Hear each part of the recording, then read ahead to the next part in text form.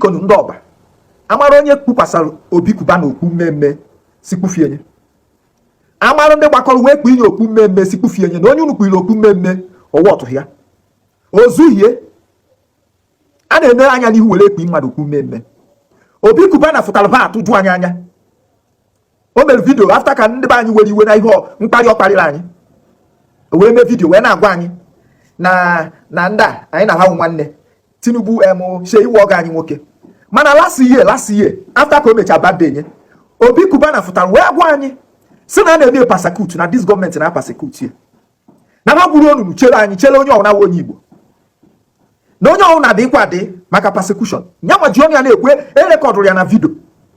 wee na-ejiri ọnụ ya wee na-ekwusi onye ọwụna dị ya dị na persecution o wee sị onye echekwenye ka o mee nye bifo ọ mara ihe na anyị were nke merie wee mara ihe ibe a ka o kwuru ọ dị na vidio ebe akpọ vidio ahụ Elenego m the hard way. And not even more learn or can Jayon does of Evangel in terms of persecution. In Anu, Okay, what I go with that drama. On your melody. On all. Forget I never know by now. We all have to coexist. Manana, when you could slay man, maybe to another and can answer you. Oh, blalash. So, what I'm trying to say now, let's let go of this whole thing. And I just think that I don't know how you believe. in Anu, I'm telling you, I'm a experience. onye ọna wee geta anya ntị wee were ya wee mụrụ ihe anyị mara na ndị anyị na ha na-emekọ ihe ụwa na-ajọ mmadụ n'ebe ama evu n'obu ebe anyị nọ onye ọna dị adị onye ka o ruru chieleshọn gwuo efufụta ha ego Obi Cubana wee bịa na-atụtụ anya si anyị na ọnwa kpọbachi ebe nwanne anyị kpọbachi ebe si na ha nwanne anyị kpọbachi anyị shee iwu ọga anyị ibe a ka Obi Cubana meghere ọnụ na-ekwu anyị ekwugo onye na nke bazi ahụ mmadụ na-ata n'obodo a nke ba awụ ọzọ onye kwucha agba onye kwucha idetu anyị edetu onye edetuo rekọdụ ọgwọrụ maka echi mgbe ihe bido kọwakwasị na asị anyị wefute ego ebe ikpughe a na-edobechi risit ọ na-asị ndị ibe na-amaghị ibe na-emebe a na onye ọbụla ahụ na-agbakashizi onye ọbụla Obi Cubana ahụ na-agbakashizi onye ọbụla ibe isi ka akarị ndị mmadụ na-ata ahụhụ onye ọbụla nwe isi agụụ na-achọ narụ ndị mmadụ ụmụazị ndị mmadụ na-ata ahụhụ nye anyị fụtazie iji anya arụ gaị ọ ibe jọrọ njọ onye na-arụ gaị nya hụrụ ya afụwa ilo ma mgbe ịrụgide na ha gaị wee rụrụ ya wee were ndị bụ ụnụ rụwa gaị ebe ahụ ka nsogbu dị ahụrụ m intaviu i mere edetu m ibe niile ikwu maka ndị a niile ndị a na-ekwu ibe a na-ekwu ibe ihe edetu so mma kọwa ya maka ụmụ ewu odi mentality ndị avụ akparị odi mentality ovu akparị o nwere ebe ọ sị na ya bụ ihe Igbo ji karị mba nwanne m biko anyị ejighị gaị wee karị mba biko ndị Igbo na-agba mbọ abịa na ndị na-agba mbọ na Naịjirịa ọ ndị Igbo biko anyị ejighị gaị ka mba anyị ejighị gị ka asị anyị wee shite 4,000 1 million people ihe represent anyị amaghị ha ebe ahụ biko anyị ejighị eji onye gaị onye na-ele obodo ya so ka adresị ebe niile o kwuru Obi Cubana sị na village boy na ọba ma na-enekọta obodo anya city boy batachie enekọtara ndị city boy obodo anya city boy batachie ọsịba ngwa ha soro ka ha jee nagharị anya na village ikwu ụdị mentality ivu akpagharị nya village boy ekwe eghe nwa aka ọrụ ọkpata ego na-enye onwe ya nri ihe ọjọọ ikwu ụdị mentality ivu akpagharị onye nọ na village enwe ha aka ọrụ nọ na-eche nche na-echekwara gị obodo ịnata isi ya soro ka ije city je nagharị anya ikwu ụdị mentality ndị ivu akpagharị nya onye n'ọba nọ village boy nwe aka ọrụ onye nọ na-ewi onye nọ Ikwuru Ọbịa ọgbụ agụrụ ọka nwe aka ọrụ ọrịa bụ nche na-eche gị na-echere Obi Cubana ụlọ ọ na-atọsị anya ji kparịa Obi Cubana onye ọbụla chọrọ ọrụ onwe onye n'idi dagọbishi ba nke abụọ ọ sị ka ibe na ndị mmadụ na-agbakashiri ahụ ibe anyị na-agbakashiri ahụ anyị asị na ga-emere Tinubu kampen mere ihe kampen ibe anyị jụrụ njiri ego ikwerebe nkwa na ihe eji nwa ego gote ndị bụ ụlọ ọnya ka anyị jụrụ na ikwerebe nkwa na ego banye ha anaghị ego na nsogbu agwụgo onye ebe a ka anyị nwere nsogbu iti ife rie na Tinubu rụrụ ọkwa isi na ọ demokrasi nsogbu ada ọchịchị onye kwuo uche ime onye chọnya mee ebe nsogbu dị na iwere ịgwara na ha weta ego maka ma mara na ha rụrụ ọrụ ị na-arụba ego bịa n'Igbo ka iwere ego golu ndị mmadụ ọsọ Tinubu na-emeri ya elesi otu ọ naghị eme kampen ịnụnugbo na o ji ego jee ngolu ndị mmadụ ọnwụ na ifiri ọnwụ na ịdị proud na Tinubu rụrụ ọrụ foto a nata n'Igbo na-arụrụ anyị aka ijiji na ego ịbịa ngolu ndị mmadụ ọnya na-egwe ndị mmadụ iwe ọnwụ na ọrụrụ ọrụ fụta kọwara isi anyị biko na ibe anyị onye arụgwọ ọrụ setụ ịkwarị ọzọ mana gị nwa na onwe gị mana ọrụ ọrụ i were chọba ego ka i were ego gobie ndị mmadụ ịchọ ntọ n'ala Igbo n'ibe a na-awụ ịgbago ugwu ndị mmadụ na-alụ ayọ ayụyọ babịala ịgbata Lagos ayụyọ eju ebe niile South yọyọyọ anya anaghị ayọ ayụyọ ibe a na-ekwu onye ọ na nwa aka ọrụ inwe aka ọrụ iwere na-azụ ezinụlọ gị ọ ibe na-ewe anyị iwe nekwa ọzọ isi na ha ụmụ nwanne anyị na-ache iwe ọga anyị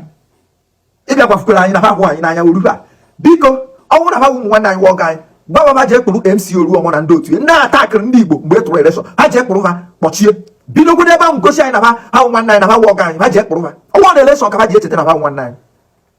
ha kpụrụ ha na ndị amerụ ndị South East akaji o nwekwuru nwoke nwụrụ emecha vunata ozue nie ahụ ọgụgụ Obi Cubana ikwughị okwu ị na-agwa anyị na ha nwanne anyị o nwere ihe ọzọ ikwuru isi ka anyị kọ na-etinye senta Obi Cubana biko anyị achọzi senta o nwezi onye chọrọ senta isi na oke anyị ịbịa na South East the only state a connect ya na senta ọsọ ha nwere electricity Abia steeti iru ebe ahụ ọkụ na-eme ọsọ ya ka ama na good governance na-arụ ọrụ other steeti onwe ibe na-eme ebe niile gara aga so anyị chọrọ ndị ka Abia steeti adịa connected to center ọsọ ya na-arụ ọrụ na South East then ị na-ekwu center kedu ibe a na-eke na center nwanne gbago north ọkwa kidnapping na-ere isi evuru mmadụ 176 echi evuru egbu onye a ọkwa ha nọ n'etiti na-ekele afa ndị ibe ha ketere insecurity jee na South West jee ebe ahụ ije ebe ahụ ndị ibe ha ketere ọkwa ije ebe ahụ rice wụ kọbọ ibe a na-ele fuel 15 naira per liter maka nwanne be na-achị ije ebe ahụ ọkụ na-enwu 24 hours ọkwa ụzọ dị mma kedu ibe ha na-ekete ịchọ ka anyị kete gwa m ka unu vubata insecurity na South East ọ sị na a na-eke ihe kedu ibe ha ketere ibe ahụ ha ketere anyị ahụbeghị na South West anyị ahụbeghị na North akpabi ọbịa usine president kedu ibe ha ketere na South kedu ibe ọwụ unu na-ezuzu unu je ha na ka ebe na-achọ ka anyị nyere gị aka ka ịba adị esolu ezigbo oshi because ndị niile na-achị Nigeria today ma oshi South ma oshi East ma oshi West ma oshi North oshi akpaba ka ma ha kericha ọ ibe ịchọ ka anyị kwabaga nke ije soro ekelebe onwe ibe a na-ekete bịa onwe ibe anyị chọrọ ikete South East anyị na-ebe 50 million unu weta ihe dịka ebe 700 gift wee bịa Imo State ị minus anya ọgwọnụ 59 million 990 something thousand gwọrọ ebe 999,000 gwọrọ 59 million 999,000 eketebe kedu ngwa weta ibe ka ekebe onwe ibe anyị ji nonsense rice unu na-eke eme onwe ibe anyị ji eme ibe anyị chọrọ wu obodo dị ma onye fụta anya ji gba mbọ kpata ibe zụọ ụmụ ya ibe ị chọrọ ka anyị bịa line ya up onye esi aline be Tinubu na Lagos ewepụta vidio webe ndị mara line up ka anyị bịa na line n'ebe ego ị na-eke anyị kọp rice bandiala a na-ala bandiala ma ọ anyị were kọp ka ndị ama jiri ibe ọplan go ya awa ọkụrụ ụnụ ọ mesin ka ekelebe gị iwe nọ ruo n'ọnọdụ ị nọ ọ mesin ka ọ friji ka eviri gị iwe ruo level a ka level ị nọ sọ nwere onye ọsọrọ nsọ ndị ajọ mmadụ ịnwụrụ gị wụ very wicked set of people wicked ndị mmadụ na-ata ụgwọ gbasaghị ụnụ ego ka ụnụ na-achọ akpa ụnụ ịnwụ nke small chief priest na ọ bụ onye help vunye business very selfish people useless people ebe niile ụnụ dị very selfish a na-akọgheri ihe ịgbawa onwe gị ị na-achọ ndị eche si village boys na-echere gị nche ịfụta isi maka idugharị aha degharị anya mgbe ọma nwafụkwa gị isi useless and selfish people nwere ka ha ma ọkwa les otu na-eme campaign ịnụnụgwo ka oke rice ịnụnụgwo na ọfọm Aba City boy ọkwa ndị mmadụ aka na-emere campaign Tinubu ọrụ bịa were ọrụ mere ihe campaign ka anyị hụ mana ụnụ agbagwo na ọrụ ọrụ ụnụ chọzie na-achọ ndị ụnụ ya egopụ agbaga gị kweta ebe ha weta ego ka ị bịa rụọ ndị bụ ụnụ gaị ka ịgopụ ndị bụ ụnụ ibe na-anaghị eme gị na-akọgheri ọkwa onye last year ka ị na-ama akọ na ha megị prosecute elechi eleson gwụba fụfụta ego ịkọbazie ihe ọzọ si na onye ọchịchị onye nwe uche ịchọ sọpọtụ ekwensu ọgbasa ha ebe nsogbu na iwere ha na ego bụ igopụ ndị be anyị ebe anyị nwere nsogbu ị na-eke mmadụ 1,000 iwe 59 million 990,000 kedu ka ha yi eshime obu anaghị emetụta ụnụ na ndị mmadụ agwọ mmiri agwụ ebe niile ije ịkwa akwa iti starch gwa ya na nsogbu adị aba wetara ego jelunu na-abịa jelunu nke anyị ka na-akwụ obere ibe agwagwo m ndị ọba kpofu na onye unu kwiri okpu onye anyị elu unu were ego nwanne ebe ahụ unu teta agwa unu n'ọba na-elegbu onye sign ya receipt ị na-akọwara anyị Tinubu onye ji iji ọnụ iji eri iji ịgwara anyị zere ekwebe eze olu taa ịgwazi anyị soro ihe na ndị ezigbo mmadụ anyị na-echu unu na-ezuzu onye chọba ha na nke selfish people ochezọ na ndị bere na-ata ahụ Nigeria niile na-ata ahụ nwere dịka ndị na-ekwu appointment onwe ibe anyị ji appointment enye eme ka ndị mmadụ rie ibe onye ọhụrụ na jee ụlọ ọgwụ ọ dị accessible ibe ị chọrọ inwetie any appointment that will not lead to that way anyị ji eme weli na-eji get away from here onye ka unu na-eyi egwu na anya ihe nweta nke unu divide and rule jee zuo ike, anyị na-eche gị.